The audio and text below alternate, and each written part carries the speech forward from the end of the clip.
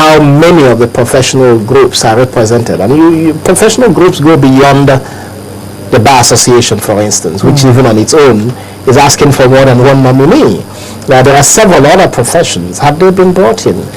Civil society, for instance. How are you going to find who civil society is in that context? Because I was just coming there because unions right now are clamoring for more representation, and of course many people share different opinions. But really, should there be more than what we see now? I think it goes to the question whether you've been able to capture enough. And you would never be able to capture enough because it's a plural society, different interests. I think, or I thought that the process of identifying who represents who should have been thrown open for more discussions. And that wasn't done. The Dialogue Conference Committee that the President set up sent in a report, and what appears to have happened is that within that small enclave, between that committee and the officials of government, they've determined who is chosen to represent what. I'm not quite sure it satisfies all the interests, and it won't. And so it would go to the question, what happens? The other question, the bigger question is, you are setting up a conference without defining the legal framework for it to operate. There is no law that guides what would happen to the result of this deliberation. And clearly you've given this committee 3 months to do its work. Now it sits together, you bring in close to 500 people to sit down and have a conversation about a document as fundamental as a constitution for Nigeria, and you want this decided in 3 months. You really wouldn't get a thorough job done because you have 500 something of close to 500 people, different interests, different issues are going to come up. How are you going to drive all of these voices, 500 voices, to arrive at a conclusion in the 90-day time frame that you have? I see this as a challenge. Secondly, they do have their deliberations. They come up with an excellent document. How are you going to convoke this document into reality? I don't see a legal framework or definition for using the results of this dialogue to translate it to the next level, which is make it the Constitution of Nigeria. Well, are you one of those who think that the outcome or the decisions taken at the conference should be subjected to a referendum? Even if it was subjected to a referendum, the question would be, how would you introduce it as the law of Nigeria, as the Constitution of Nigeria?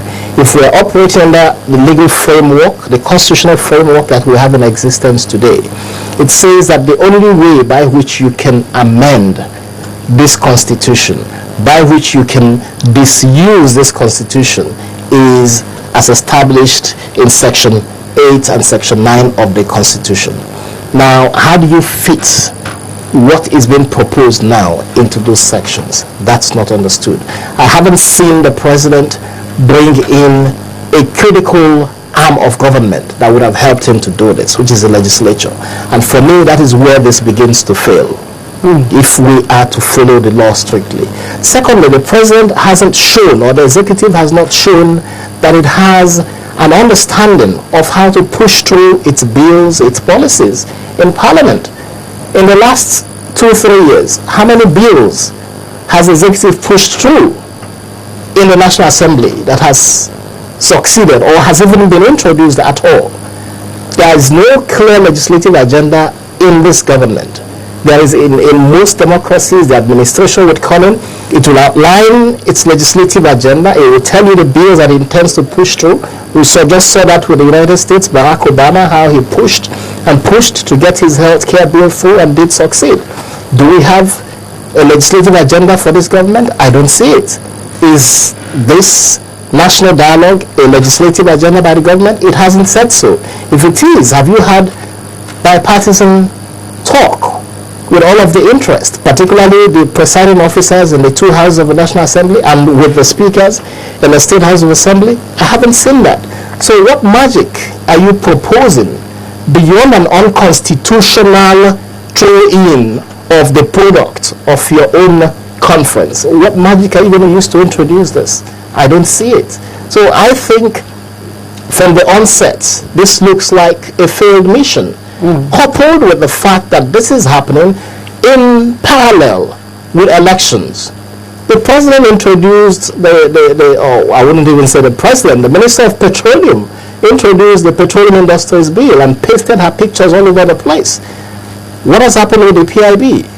There has been no drive to push the PIB through, and I don't believe it's because the legislature has no interest in passing the PIB. It's simply because the government has no strategy about passing the PIB, other than pasting the pictures of the petroleum minister on the bill, which makes it even more difficult for this to be seen as a national bill to pass. So there is a huge gap with all of this. So I'd like you to rest your thoughts on that. When we come back from this break, we're still with Mr. Clement Nwankwo, and we'll talk more about the modalities surrounding the national conference. Join us again.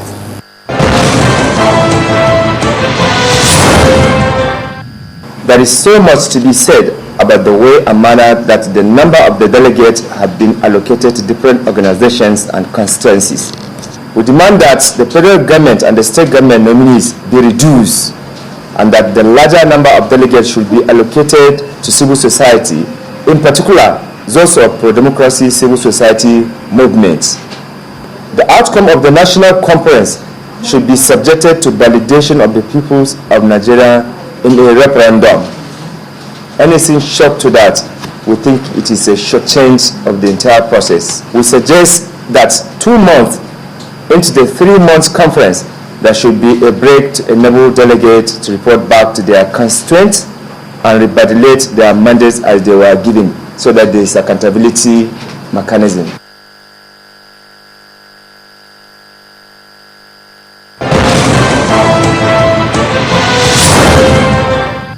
Welcome back. We're still with Mr. Clement Nwankwo, the Executive Director, Policy and Legal Advocacy Center. Thank you for joining us once again. Thank you. We're still on the issue concerning the conference and how feasible this will be in solving at least some challenges bedeviling the nation.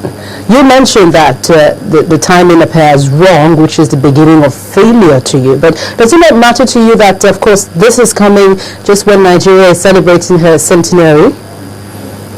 Well, again, Nigeria is 100 years old.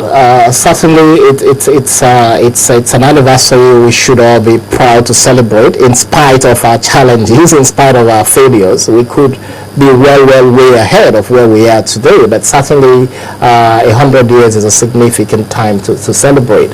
Now, if this conference was beginning at the beginning of this administration, which is 2011 or even 2012, then you would say that this administration would be able to see it through, would be able to drive it.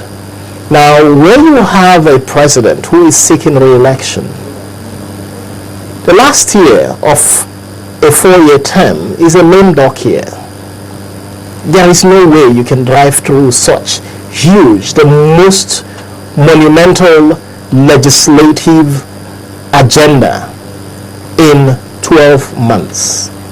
It's impossible. I don't see how this can be achieved unless there's a consensus around the nation that this is the way we want to go, in which case this would be a process that... So it's just some kind of rush work, according to you? It seems to be some rush to get this through, or I would say undue delay has been established, which makes it almost impossible to achieve this. And unless there's some way that you can run this parallel without the politics affecting it. Are you also one of those who believe the president is using this platform to show up his popularity in any way? I don't know about his popularity, but your popularity is shored up by your ability to deliver on election promises. The country is suffering from unprecedented levels of corruption, unprecedented levels of inefficiency and incompetence at this time. So I'm not quite sure how this can be a show of your popularity. I don't believe that. But even if it were projected to be so, the reality when you do the analysis is that for you to push this through, the critical stakeholders, what are you going to do? You have this debate, you produce a document that's the most wonderful document produced in the last century, and what? You throw it in? You have a legislature. Unless you are sacking the legislature and indeed re-establishing a new legal order, there is no way that you can introduce the result of this conference without the parliament, without the legislature. And I'm not just talking of the National Assembly, I'm talking of the State House of Assembly. The Constitution says you cannot amend it either in whole or in part without these legislative bodies being involved. That question hasn't been answered. Unless it is possible, as happened in several West African countries in the 90s, that this conference convokes itself into a sovereign nature. And that would be extra legal, extra constitutional for this to happen. If the conference takes a life of its own, then its results would be the document for the country. So unless and until this happens, I don't see how the magic would happen that this result translates to the next level.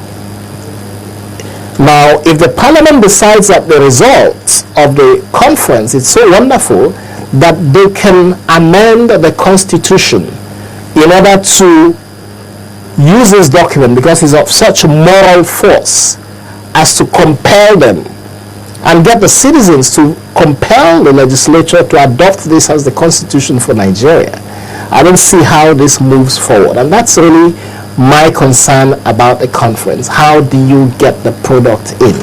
Again, is it possible to extract the concept of unity, discussing unity, which of course plays a vital role, without talking about the ethnicity part of it? Of course, we know tribalism and all of that plays very critical roles. I don't see why anybody bothers to say that you shouldn't debate the unity of the country. What is the debate anyway about the unity of the country? Are you going to get up and say, my point of view is we should not be Nigeria again? Nobody's going to say that. I think we have gone past the debate about whether you have a united Nigeria or not. If you ask the average person, the answer is yes, Nigeria has come to stay. That's the popular opinion.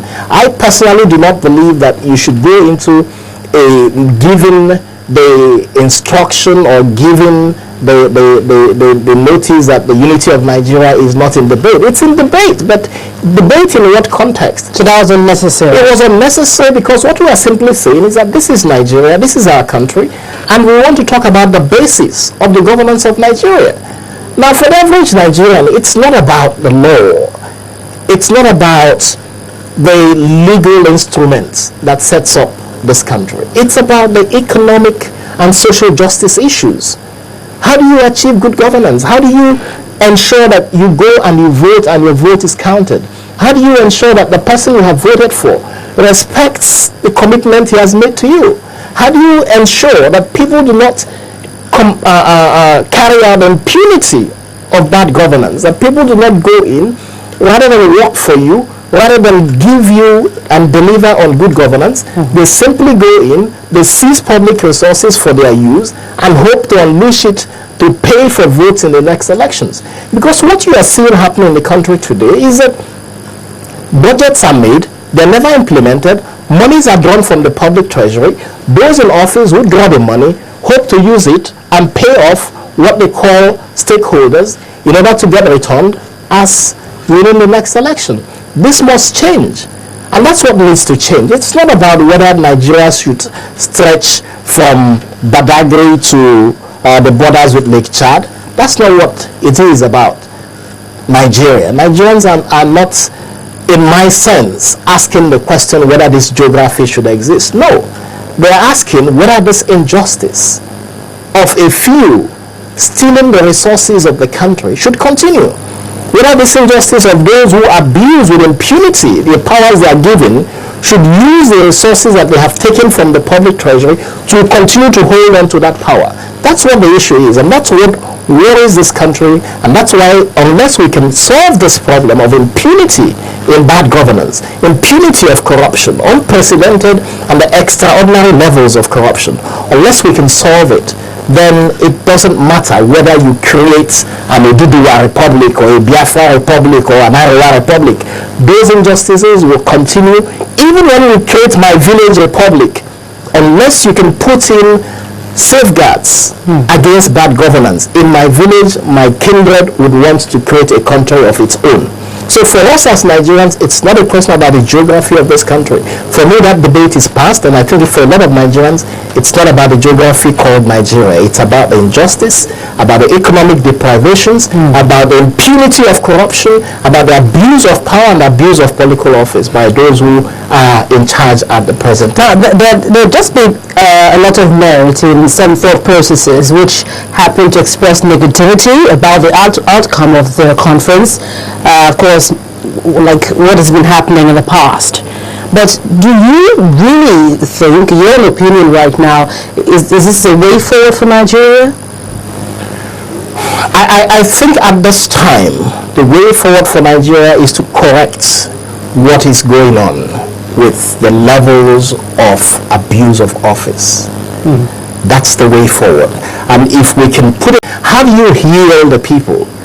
The South Africans did what they call a truth and reconciliation process after Mandela was released and became president and apartheid ended. The South Africans did that and healed themselves, exercised the evils of the past and created a new country. Can we do that? That's what I think we should do. It's not a mechanical process. No, we have to exorcise the evil of corruption, the evil of impunity, the evil of abuse of power that currently reigns in this country today. That's what we have to do, and it's not something you do in 3 months. All right, Mr. Clement Mwankwa, thank you very much. I really hope that healing would come to fruition with this conference. Thank you very much for coming on Dateline Abuja. Thank you so much. Thank you.